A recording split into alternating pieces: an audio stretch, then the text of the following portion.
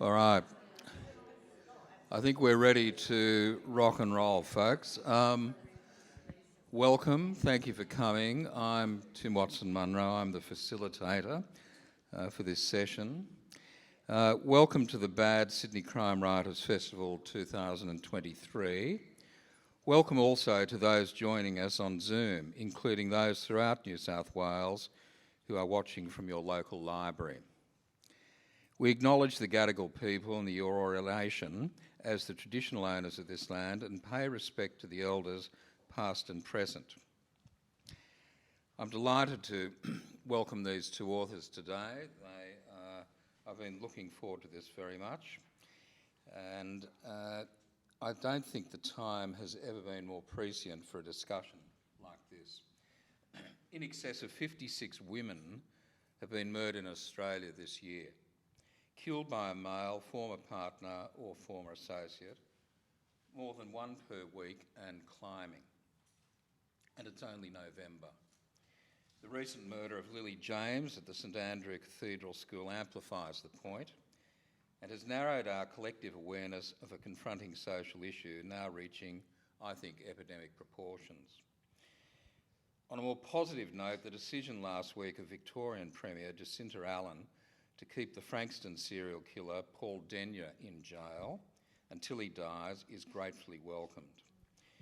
Beyond the 3 women he murdered, evidence suggests he stalked many others, and in the words of another fabulous crime writer, John Sylvester, he has been beyond punishment locked up for our protection. These blokes never change. There's never been a more urgent time for this discussion, and so I welcome 2 outstanding authors, Nicole Madigan and Ashley Kalagian Blunt, who have respectively written about stalking from a victim-survivor non-fiction perspective and fictional perspective. Obsession and Dark Mode are exceptional works. Speaking as a criminal psychologist with more than 45 years' experience at the coalface, I found both books compelling, and I would suggest they should be considered as curriculum texts for secondary school, tertiary students. Please welcome our authors.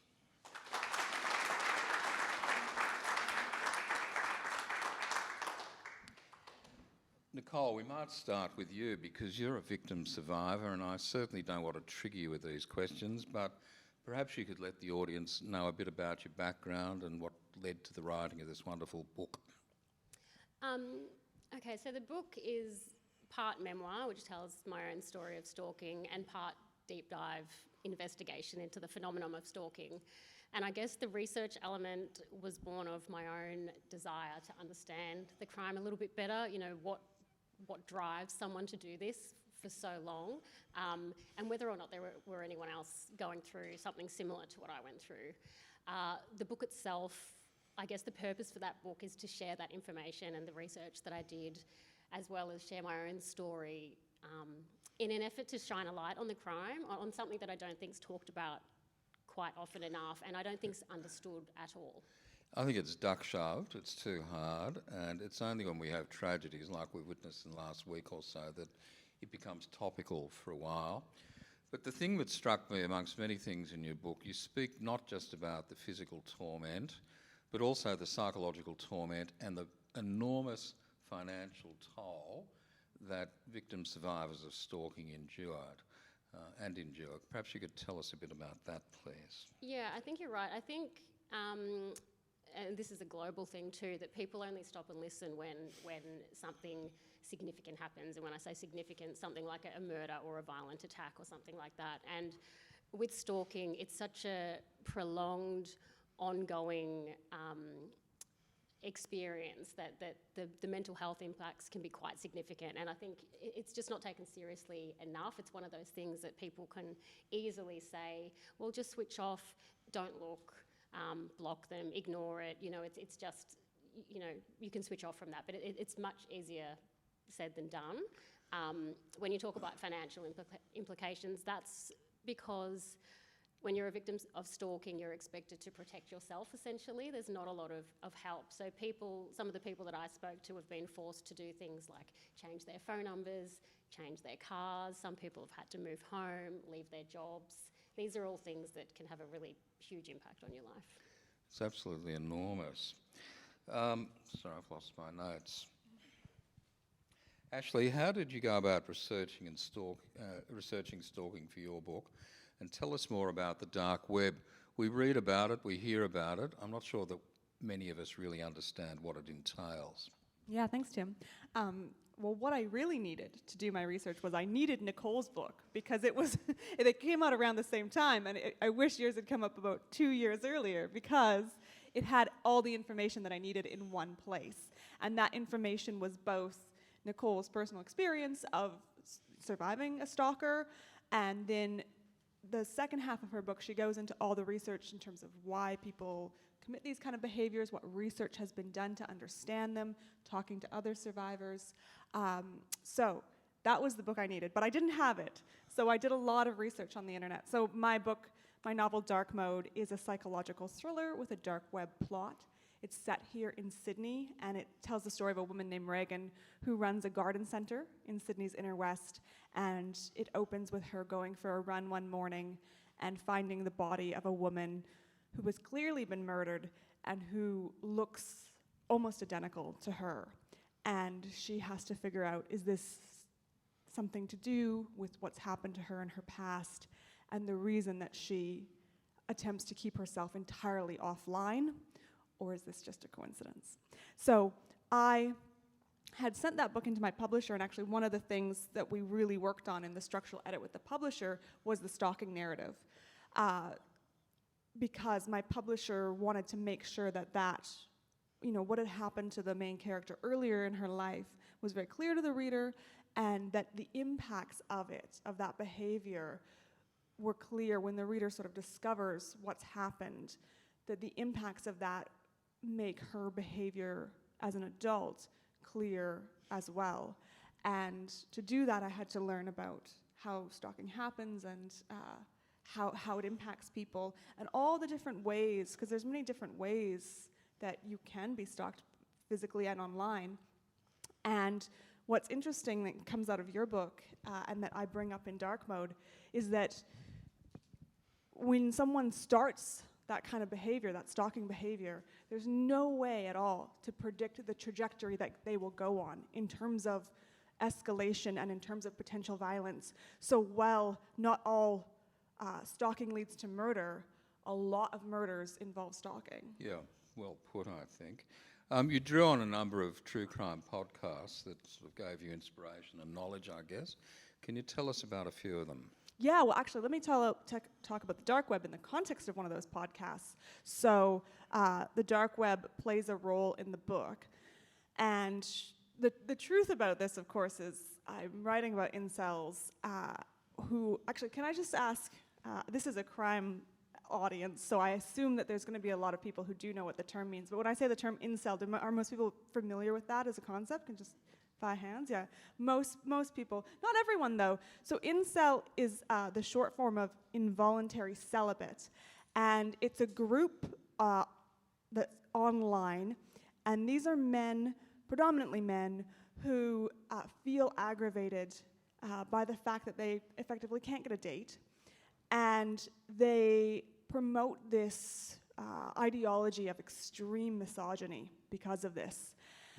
And so I wrote about them being on the dark web in the book just to make them scarier, but actually in real life, they're just on the everyday internet.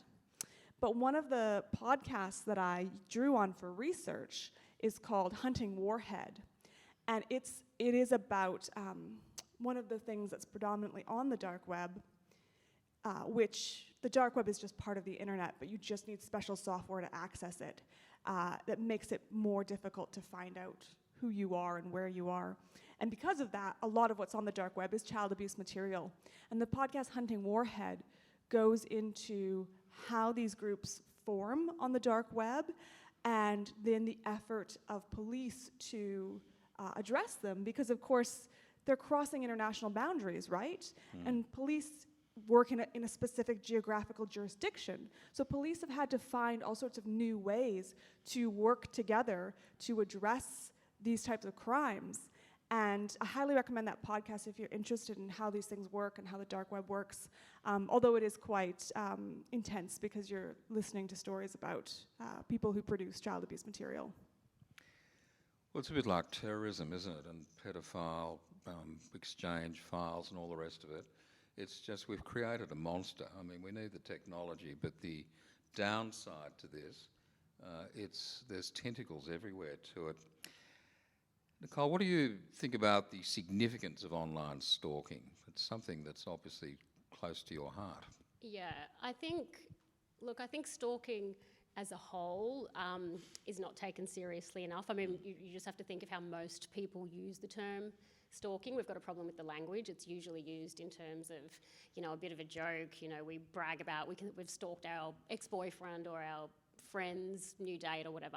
And that really has an impact, the language behind it. I think, you just have to look at how we changed society's way of viewing the king hit, which is now the coward punch. It can have a really big impact. So I think that already exists. When you talk about cyber stalking or online stalking, it's even more significant. I think people take that even less seriously, and they quite often put the onus on the target or the victim to manage that themselves.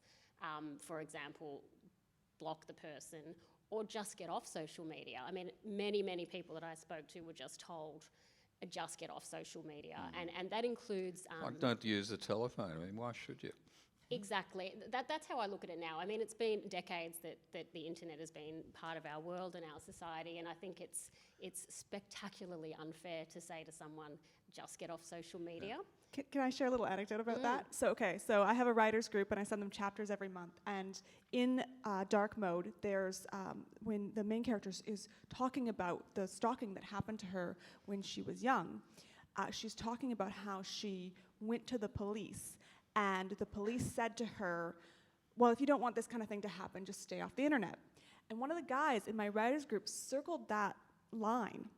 And one of his comments to me and his feedback was, oh, actually, I don't think this is very realistic. The police would never say that to anyone. Yeah. Really? Yeah, completely. He just was completely unaware. And I'd taken that from so many true crime podcasts where you hear that over and over and over. Yeah, it's very common. And I always say this similar thing to what you said. It's just like saying to someone 20 years ago, well, don't check your mailbox if you don't want that horrible letter, or don't go to work. I never do, but that's a separate issue. Yeah. Do you think this sort of trivialising of it, if I could put it that way, hand in glove enables these people? They think they're not going to be caught, they won't be taken seriously, and consequently they're enabled and they escalate. What do you think about that? Yeah, it has a huge ripple effect from a number of different ways. That the first thing is the victim or the target themselves are far less likely to disclose what's happening to them when they expect the response to be minimal or dismissive. And if you do sort of have the courage to go and tell someone about it and they dismiss you like that, you just withdraw. That happened to me a couple of times, and almost every single person that I spoke to, no matter how severe the stalking was, had an experience like that, where they sort of dipped their toe in the water to try to tell somebody, were kind of dismissed, and so they withdraw straight back to deal with it themselves. This is prior to bringing the police involved. You're talking about talking to people looking for psychological, emotional support. Well, both. You know, that's a lot of people's experience when they tell a friend or family member, or when they go to the police. You know, the police, and this is without disrespect to the police, the ones that I spoke to all want to do more, but the resources and the understanding of stalking and that the nuance around stalking, in that it's a pattern of behaviour, and often those behaviours in isolation are not illegal. So if you don't understand what's happening to you and you go and present, you go to the police and say, I'm getting a few letters that I don't like, or I've had some gifts that I don't want, that in and of itself is enough for an officer to maybe say, well, you know, keep an eye on it. If there's an emergency, call 000, but they're not recognising those patterns, and it's those patterns that lead to these negative repercussions. And in its more extreme form, and I see this a lot in the work I do, even women who are being physically assaulted, and, you know, quite often they go to the police and they say, well, there's nothing we can do until something really serious happens. I mean, it's already very serious, but I don't know what it is. You are now educating the police, as I understand. Is that right? Are you running information sessions for them? Oh, well, no, I've spoken to a lot of experts, though, and there was a surprising number of stalking experts in Australia. And I found it quite interesting because despite the number of experts and the extensive research they've done and the understanding they have, that hasn't sort of flowed on into the way the police manage stalking. I spoke to one woman, Professor Cleo Brandt, and she was instrumental in helping police in the Netherlands develop a response to stalking, and it's made such a difference. And the key difference is educating the police, and the police are then able to educate the public and support the public and recognise stalking early on instead of waiting years down the track when things have become catastrophic. The horse has bolted. I mean, it's something, if we have time, I'd like to discuss a bit later, but in general terms, I mean, I've been arguing almost since I was in short pants that this sort of stuff should be occurring in primary school, that there should be education of children, particularly males, about how to appropriately interact with females. There should be education of women in terms of you don't have to put up with this, enough is enough.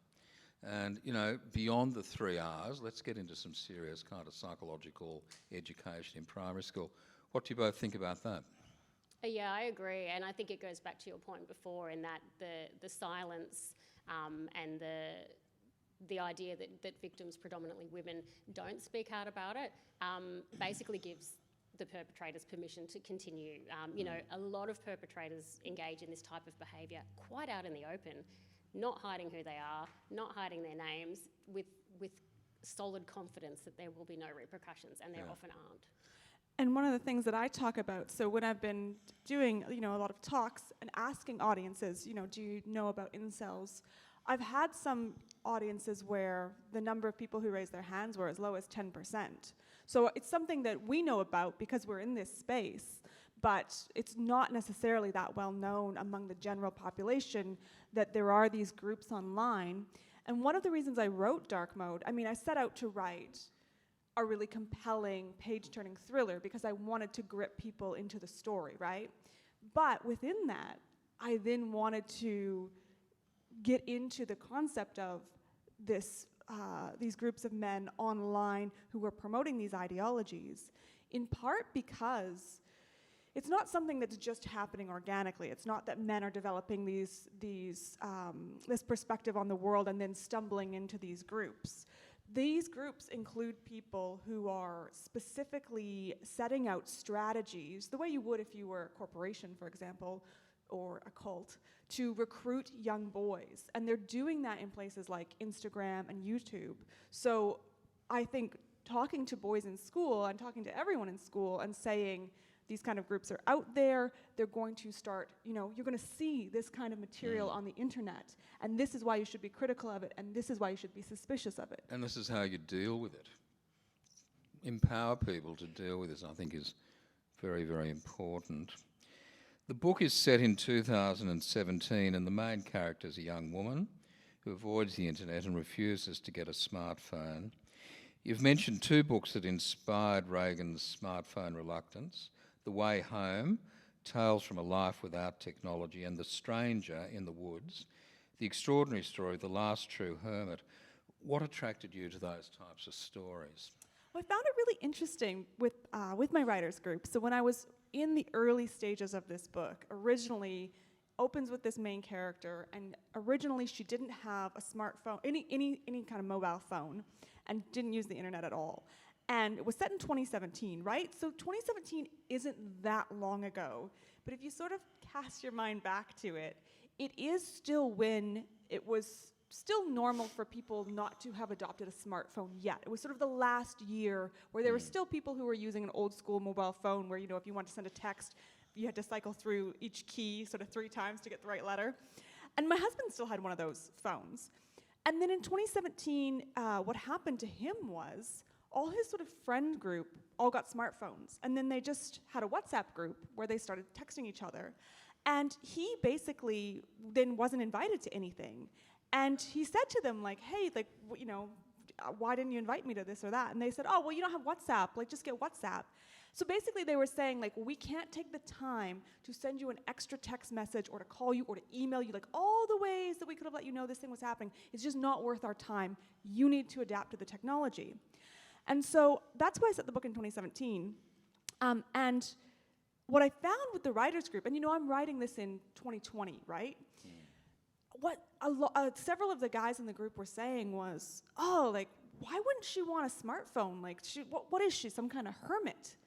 And I thought that was really interesting because I have a lot of days where, obviously there's lots of benefits to all the technology we have, but I also have a lot of days where I'm just kind of like, oh, it'd be great not to have to deal with this stuff.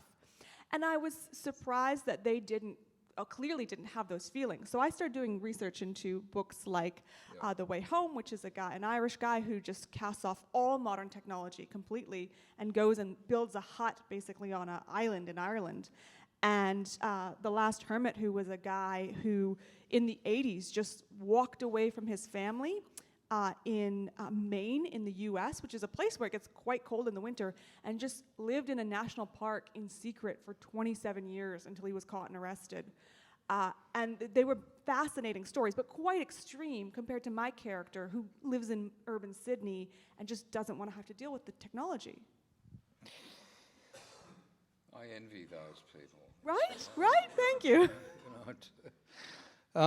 This is directed to both of you because it's relevant, I think. The dismissive attitudes held by most of society, which enables perpetrators and victim blaming to enable them, we've discussed. But what about the area of shame, which was depicted quite well in Dark Mode? Women feel shameful about being victims, survivors, correct? Yeah, and I think Ashley depicted that really, really well. I mean, I jumped on the book for obvious reasons when I saw it. Plus, I love a psychological thriller, but yeah, it was really cleverly done in that the main character was, even though she'd been through all of this horrible stuff, she was still quite willing to say, oh, it's probably nothing, don't worry about it, not tell anyone, because it is shameful. And look, I did the same thing.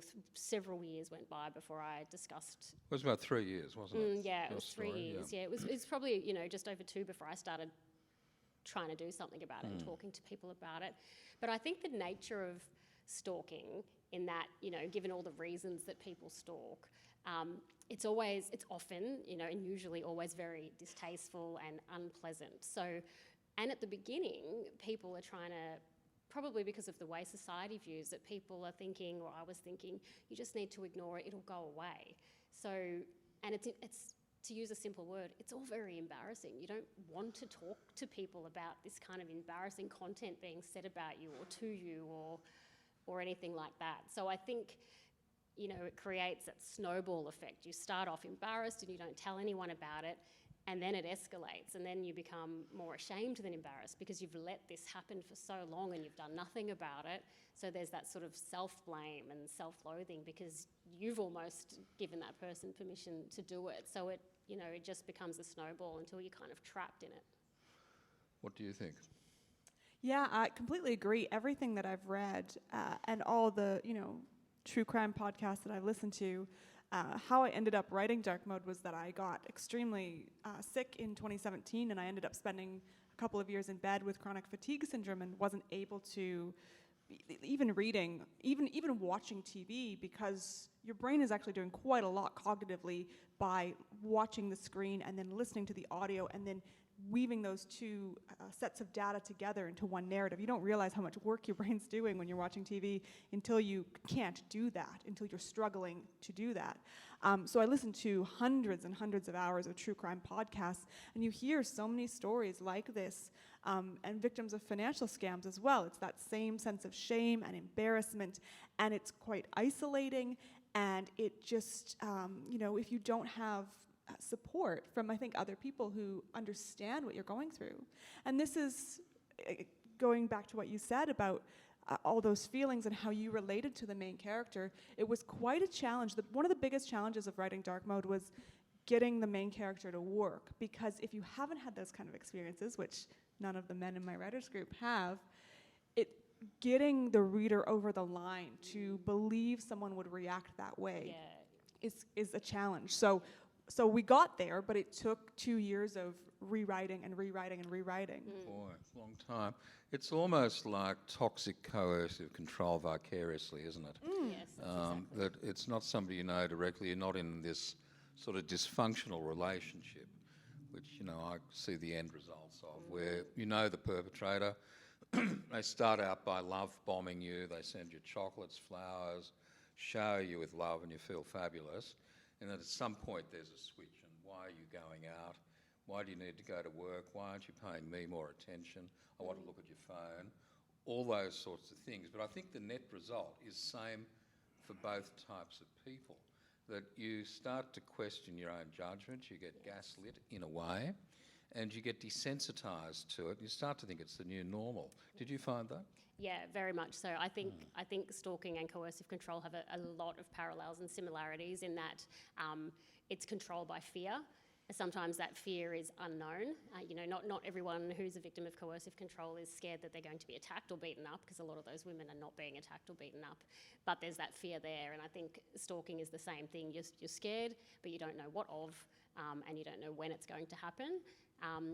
Personally, myself, I had that same kind of self-gaslighting where I didn't know whether I was overreacting, why are you so upset about this strange person, Yep. doing this, or whether I was underreacting, do I ignore it and then next minute something terrible happens? And I think the longer you leave it, the more difficult it is if you do decide I want to tell someone to articulate that. By the time I had to tell someone, it was 2 years in, and I've got to try to somehow condense 2 years worth of activity into one statement or one conversation. But you kept notes of it, right? You've got a journalistic background, and you're pretty methodical in the way that you documented it. Yeah, I did, and I think that was instrumental to the positive outcome for me. I instinctively kept screenshots of absolutely everything from the very beginning, but the police told me, and the experts told me, that that's actually quite rare. It's a natural response to delete really vulgar, horrible content that comes your way, because you're not thinking. We're not police officers, and we're not investigators. So Or lawyers. That's right. And you don't want to be reminded of it, right? That's exactly right. So you're not sitting there thinking, I must keep my book of evidence, and I don't really know why I did that. I think it was it was instinctual for me, just probably because of my work and some other previous experiences. So I did that, and that's where education comes in. People, and not one police officer who I spoke to two before I finally got anywhere. And neither of those first two gave me any education around collating evidence or keeping records. But I think there's a really useful point to be made here in terms of the ethics of consuming crime as entertainment, because when it's done well, it can be really valuable as an educational tool. So for example, one of the things I did watch when I was able to watch TV and when I was very sick, I made a project of watching all 431 episodes of Law & Order Special Victims Unit in order in 1 year. And my husband was going and getting the DVDs from the library. And then you got really sick. But what that show does is it really trains you in how to respond to someone who is a victim of sexual assault. So a few years later, when a friend of mine told me that she had been a victim of sexual assault, I knew exactly how to respond because I just channeled Olivia Benson, and I was like, okay, I'm here, I know what I'm doing. And I felt like I wouldn't have been able to do that, and who knows what I would have ended up saying to her that could have been really inappropriate if I hadn't had that education. So I think crime writing, when done well, whether it's books or TV or movies, has the power. So maybe we need Law and Order stalking. Yeah, maybe. You made this very interesting, I thought, eloquent comment. Someone else's obsession becomes your obsession. So I'm reading into that with the effluxion of time, you just can't get away from these thoughts. As much as some people try and delete them, bury them, avoid them, you almost wake up anticipating problems, yeah? Yeah, I think, the nature of stalking is that it's totally unpredictable and it's ongoing. So you don't know when it's going to when something's going to happen, how it's going to happen, where, or what it's going to be. So because of those very points, you're waiting all the time. you're just waiting all the time. And A state of anticipatory anxiety the whole time. absolutely, yeah. It's just there all the time, and it doesn't really matter if somebody keeps telling you just forget about it, because you know it's happening. And shutting off to something, it doesn't make it stop. It's still there.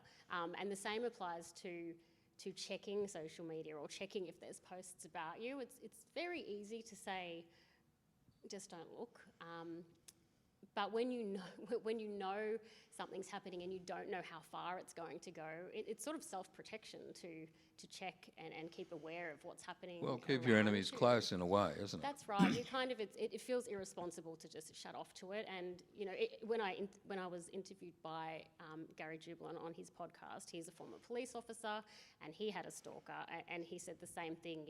People assume that it's a smart idea to just block off from it, but you need to be aware of what's happening in case things escalate. So, but the downside of that is it's on your mind all the time. So you're right. Somebody is obsessed with you, but by the end, you're almost equally as obsessed, because you kind of have no choice. You live and breathe it. Great podcast, by the way. I've listened to it. The one you did with Gary. Yeah, Fantastic. yeah.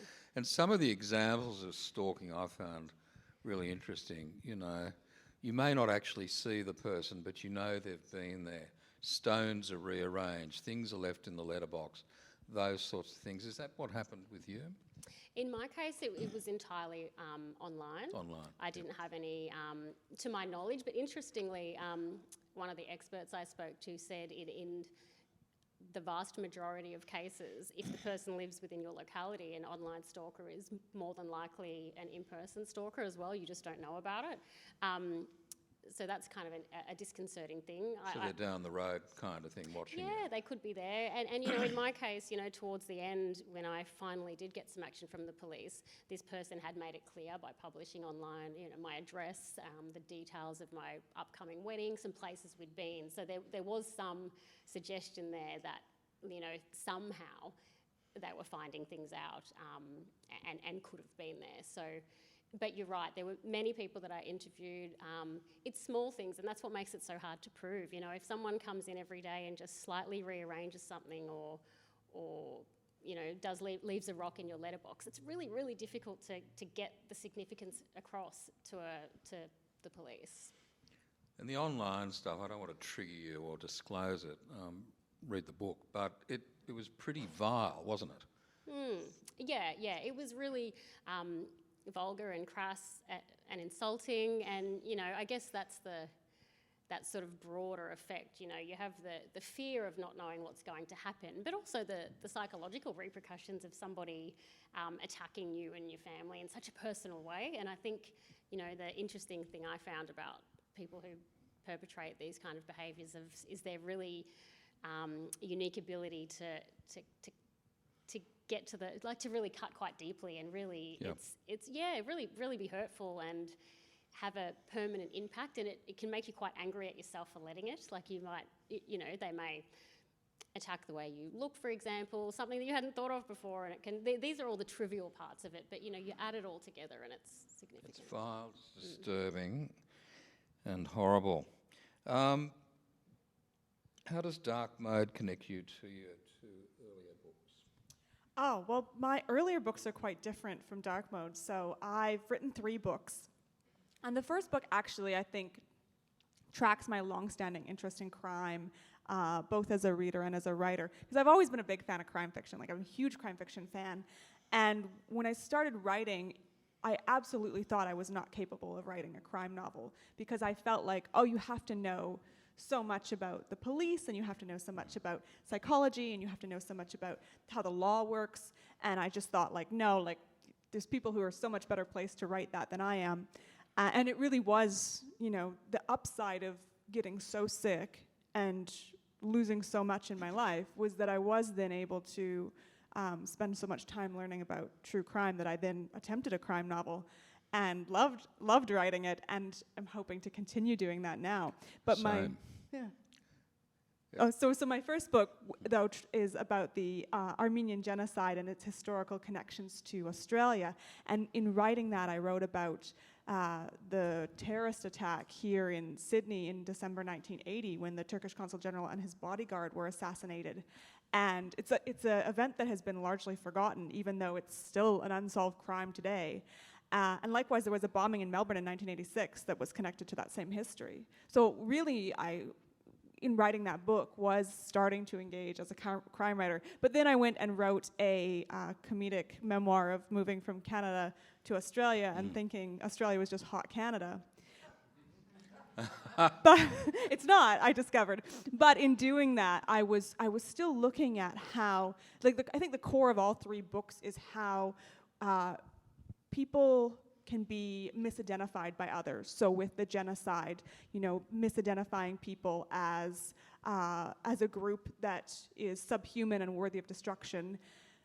At the totally opposite end of the scale, me coming from Canada, I've lived in Australia for 13 years. I've lived in Sydney longer than I've lived in any other city in my life. I very much feel, like I've written this whole book, I very much feel Australian. But as soon as I open my mouth, people identify me as from elsewhere. And it's totally fine to ask me about that. But when I was very sensitive about my position in Australia and whether it was the right decision for me to stay here, I found that very dislocating. And then with Dark Mode, the core of the book is about how men with this misogynistic worldview look at women and again see them as subhuman. You describe yourself as a lifelong thriller reader. Is the most frightening book you've ever read a thriller? It's not, although Red Dragon by Thomas Harris, it used to be the most frightening book I'd ever read, but then I read Men Who Hate Women by Laura Bates. Have you read it, Nicole? No, I haven't. Oh, I haven't read it. That was the first, and I spent 10 years studying genocide. Men Who Hate Women was the first book that I actually physically had to put down and walk away from because it was so upsetting. And what she's done, she's a UK author, and what she's done is she's gone into these manosphere spaces, so into the incels. There's other groups like Men Going Their Own Way. She went into these spaces to understand what is going on, what do these people really think, and then try to understand why they think that. And what was most frightening about it was then looking at the impacts on society, because we like to think this is just happening in some dark corner of the internet. And aside from the occasional, act of violence, it doesn't impact us, but that's not true at all. It is filtering into our media, and it is filtering into our politics, and it is affecting all of us. Through osmosis. You made the comment, Nicole, the tendency of never really being over it. I mean, your matter was dealt with. It took a long time, not your fault, it just took a long time. And I don't want to get personal with you, but you made the comment, does it still travel with you a bit? It's still on your mind?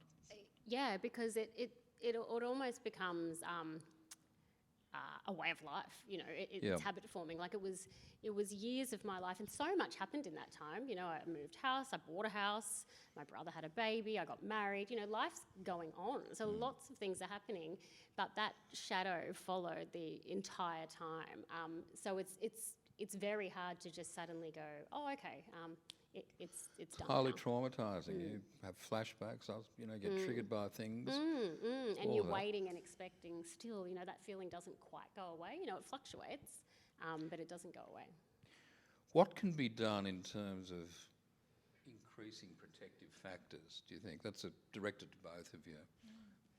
I think the two biggest things are changing attitudes and understanding around what it is and how dangerous it is. I think, it's a small thing, but I think language plays a big part. I think, having stalking be something fun and trivial and also a serious crime is problematic. It's very difficult to get people to take it seriously. It's hard to say to someone, I'm being stalked and not have that sort of joked about, a bunny boiler joke or something of the like. It's far from funny. Yeah, and I think that's one of the main things, and I think that has a flow-on effect because, police and community, the more we understand it and realise how serious it is, that enables people who are going through it to talk about it. The more we talk about it, the less it's going to happen. I think similar to what we're seeing, I mean, obviously we're not seeing any great results in the murders of women, because that's just getting worse and worse and worse. But there's now a conversation around it a bit more, perhaps. Yeah, and I think, you know, with one element of domestic violence, that being coercive control, that conversation has at least educated people so they recognise it, you know, more women recognise it. But I guess, you know, that has to flow through to the justice system, and that's where What do you reckon? Yeah, it's interesting because the language thing is so tricky, right? Like it's the same with trolling, like with Ginger Gorman's book on called Troll Hunting, about her experience with trolling. Yeah. And she uses the term predatory trolling to especially indicate the significance of groups of people who are ganging up and acting, you know, in unison to do this, as opposed to just one-off comments, to try to start to signify that this isn't something that's easily written off as unimportant. So the language, I think, is an important thing. And then also, as I was saying before, about talking to the young people in our lives about the kind of material that they will encounter online, the way that these groups, the strategy that they use to start coaxing boys into their way of thinking is humor. They use humor, and they're jokes about women. And they're the kind of things where if you and I saw it, we'd probably just write it off as like, oh, that's, you know, it's stupid, but it's not meaningful. And that's the doorway. They open that doorway, and then they just go further and further and further until you end up completely changing the way that teenager thinks about the women in their lives. And at the core of it all is that sense of entitlement. I mean, no matter what kind of stalking it is, each person has developed this obsession and fixation, and they really feel entitled to what they're doing. That they you know, and the experts agree that they almost self-victimise and believe they've got the right to do what you they're made doing. me do sort of stuff. Absolutely. It's my right to do it. And the way you describe it, it's grooming, isn't it? They're grooming them into a subgroup that learns to hate and be offensive and violent towards women. And by using that sense of entitlement, by telling them that they're owed something that is being taken away from them, that then impacts all of us, because it's not that's not the reality of yeah. I think too, consequences. I mean, we've discussed a lot today about how it's trivialised, it's minimised, it's kind of funny, it isn't. You know, they're much stronger now on consequences for breaching domestic violence orders. You know, if you get a domestic violence order against you and you breach it, they'll lock you up. And the number of guys I'm called in to assess before their court appearances, and it's a whole spectrum. Some are remorseful, they didn't realise the gravity of others and what they were doing. Others were, what's all the fuss about? You know, all I did was ring her, all I did was send a text message. They still don't get the message. And so getting back to these anonymous stalkers, I think the courts need to deal with it more rigorously. There needs to be well-documented cases that protect the victim survivors, but the consequences of their behaviour is well documented. So some of them might get the message. What do you think?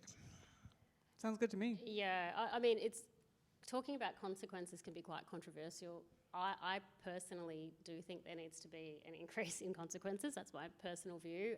When I sat in the courtroom for the day to wait to see what would happen with my perpetrator, and she was last. But every single case up until then were all male breaches of domestic violence, very violent ones, and repeat offences. And not one of those people got any jail time, none of them. So I sat in there thinking, you know, I'm going to get absolutely nowhere in my case. I did though, she got the same thing. Everyone in there got 2-year probation orders. But I was horrified and shocked because I just could see absolutely zero disincentive to engage in this kind of behaviour. Like a parking ticket. Pretty much. Without trivialising it, that's absolutely. Kind of how it's And, you know, dealt with, I got asked in one interview, you know, when I was researching the book, you know, what does justice look like for you? Are you just happy for it just to stop? And, you know, I kind of felt like that's what I was supposed to say. I think a lot of people feel like that's what they're supposed to say. I just want the abuse to stop, and everybody does. But I didn't find that satisfactory. I did want a consequence, and I did want to see some You kind want of justice. consequences. And people to be held accountable so that somebody else might not do it to some, because it's not just about me or one victim. You know, you can say, okay, they've stopped, but what about the message it sends to everybody else? But I think, I mean, I'm not speaking about you, but for some people, the fear is if there are consequences, it will escalate the behaviour and it'll Yes. come back on you. Yes, and that's a really valid fear too, and that's the horrible dilemma and conundrum I think society finds itself in. The first time I went to police, that was the advice I was given. Don't do anything formal, because if it doesn't work, you may... It's empowering for the offender. That's right, and there is validity in that, because, you know, there have been many tragic cases that have been triggered by one DVO or one incident. So that is true, but I think if people were supported more readily when they did speak out in the first place, we could possibly reduce that. Nipping it in the bud. When you say consequences, are you thinking like in terms of early on, like court-mandated counselling kind of thing, or like community service? I'm thinking the whole spectrum. You're punished, right? And if you're not beyond redemption, I've got to say, some of these blokes I've assessed are beyond redemption. They never get the message, they'll keep doing it. But real consequences, not the slap on the wrist and, you know, good behaviour bond, no conviction, don't come back again, might work for very few, but it doesn't work for the majority. So the whole spectrum of consequences. Obviously, counselling, education, I mean, that's what I'm on about as a psychologist. But sometimes people just don't get the message, do they? And they keep offending. Or they'll move on to another victim. They get bored with bullying you and stalking you, they'll find someone else to stalk. And that's how it works. And there's an argument there, I guess, for getting in early too. A lot of you may have something to say about this in your profession, but a lot of the experts I spoke to suggested that, you know, that even for the stalker, the longer it goes on, the more invested they become, because you know, they're feeding their own obsession, and the more they're investing, the more likely that they are to want a particular outcome. So if it's, you know, possibly if police went and visited them early or gave them a warning early on, they may just kind of think, oh, you know, I'll back off. But once they're really invested, it's really hard then to... They have a special relationship with you that's based on delusion and fantasy. And when you're rejected, if they feel rejected, that's when they can become violent, in the same way that other relationships can end. Actually, what have you gleaned from how you can be safer online? What tips would you give us? I think one of the most basic things, and it has totally... It's totally shocked me talking about this with people, is just changing our passwords. And why it has shocked me is because I have talked to a number of people who, and could be some people in the audience right now, are using one password for everything, and they've been using that same password for years. And some people are thinking, who could possibly be doing that, because it's so unsafe? And the reason why it's unsafe, and this is where we swing back to the dark web. I didn't understand this, and I think, again, this goes to just being better educated. But the reason why you can't use the same password is because when there's a data breach, that password will be put in a spreadsheet on the dark web where it potentially stays forever. As far as we know, that password is linked to your email address on the dark web forever. And you don't necessarily know which passwords have been leaked, because not every company discloses its data breaches, right? So there can be data breaches that we don't know about.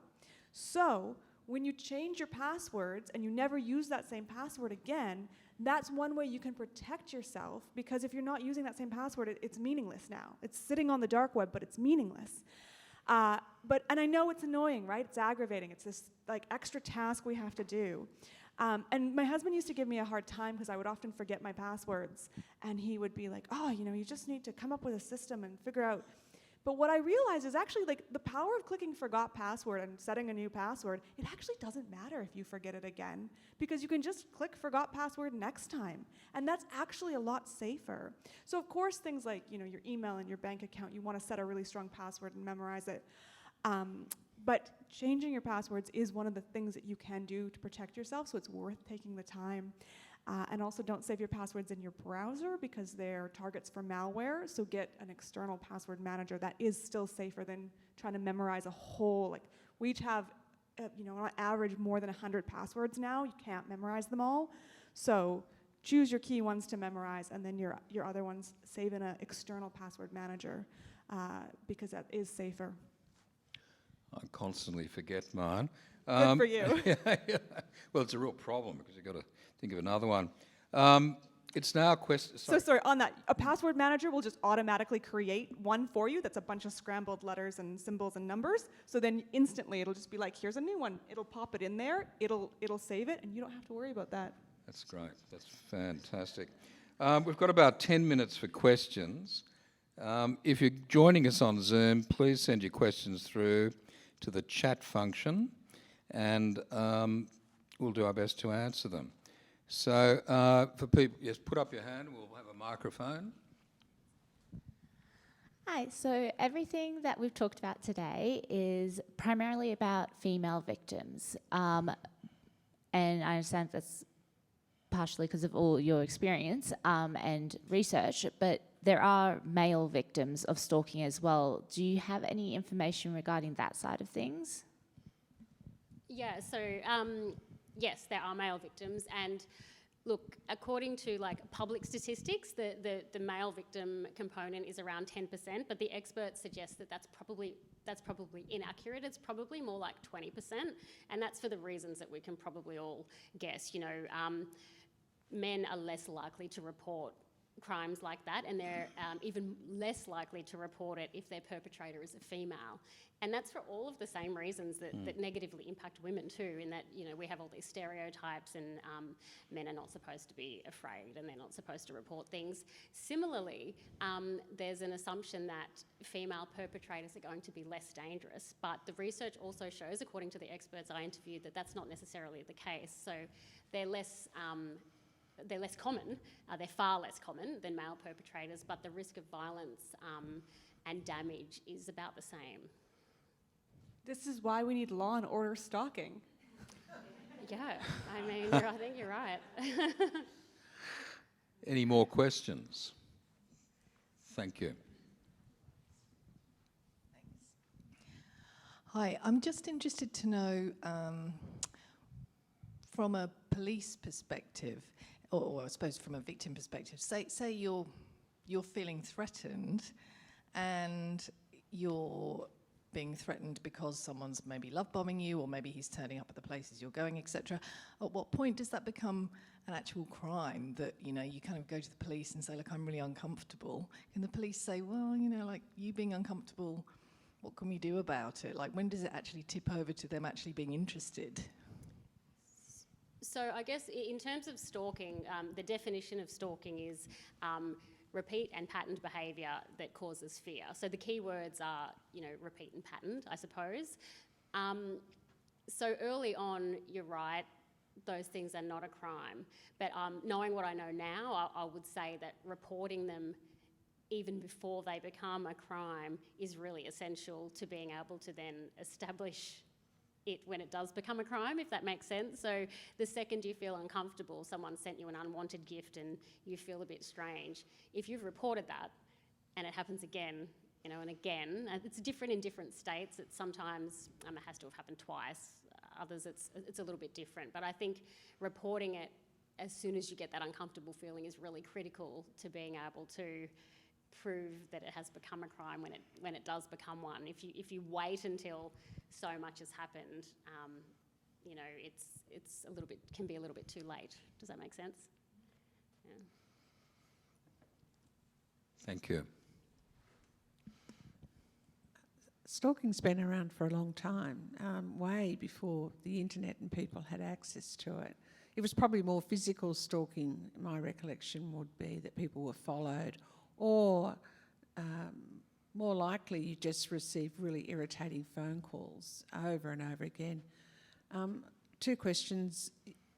Is there still a general explanation? I mean, I know about, is it incel? Incel, that's a fairly new phenomena. But is there a kind of overall explanation for what triggers people to behave in that way and others don't? And also, why did Telstra get rid of that number you could hit to find out who just rang you? I would have thought that would have been one of the best antidotes for stalking ever. Yeah, so in terms of motivation, it really varies. I mean, the common theme is, as we were talking about before, is that sort of fixation and obsession and sense of entitlement to another person or an answer, whether that's a politician or an ex-lover or something like that. You feel entitled to their response. There have been 5 different sort of key motivators that have been identified. The first one being rejection, which is the one we hear about, the most often. There's resentful motivations, so you're angry and you want, revenge. It's not really revenge. It's just you perceive yourself to have been wronged and you're angry and you're reacting in that way. There's predatory stalking, which is usually associated with violent attacks. So it's usually a stranger, that kind of movie-style stalking. And then there's the intimacy seeker and the incompetent suitor, and they're sort of people who have, they're either trying to get a date or they're trying to get a one-off response from someone they're attracted to. So, that kind of pursuing someone to the point of stalking, I suppose. So they're the 5 kind of key motivators, but it all sort of circles around entitlement. And I'd add inadequacy. These people, every rejection reinforces their sense of inadequacy and escalates their anger. Yeah. And so they move on and they become more and more potentially dangerous. And interesting in terms of the comment about how stalking has been around since before our digital technologies. All crime, all our criminal behaviors are part of human society, and interestingly, technology just adapts with them, or I guess we adapt our technology to them. And that was something I really studied, and I talk about in my first book, My Name is Revenge, how genocide, like the pattern of genocide throughout human history, and how it adapts with technology, because the Armenian genocide is what's referred to as the first modern genocide because of the use of train lines and telegraph to communicate messages across a geographic space quickly. Which of course then was the blueprints for the Holocaust. It's a fascinating discussion we've been having. Just a few things. I hope you've enjoyed this. Feel free to share on social media @BadCrimesSydney or #BadCrimesSydney. I found this a fascinating discussion.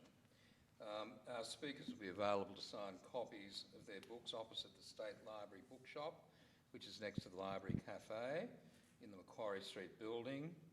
Those of you who are on Zoom won't be able to get books signed, but you can still buy books from the State Library website.